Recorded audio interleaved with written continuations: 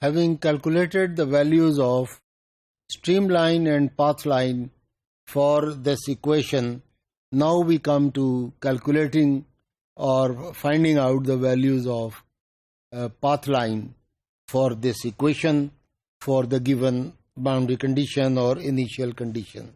Again, we write as before the given values of u and v, because it is the same question and therefore we have to write the same value again and again.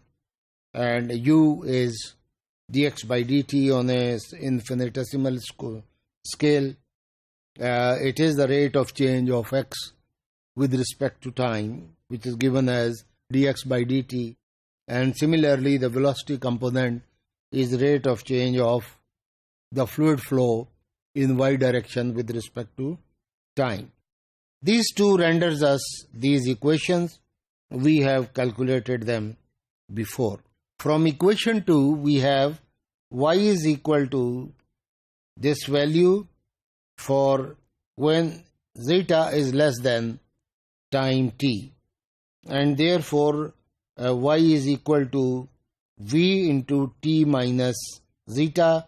So this component will be a positive quantity, and therefore v naught into whatever this factor is will be a positive quantity.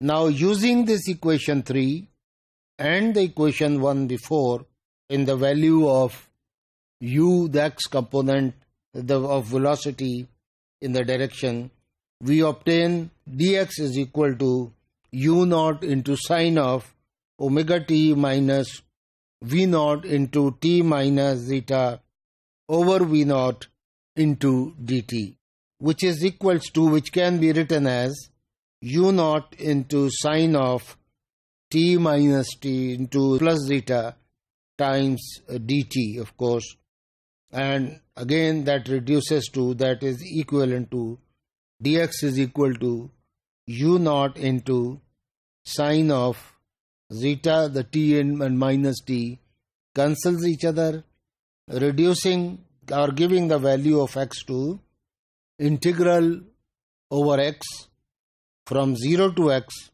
is equal to, the right hand side will be the result of this integral.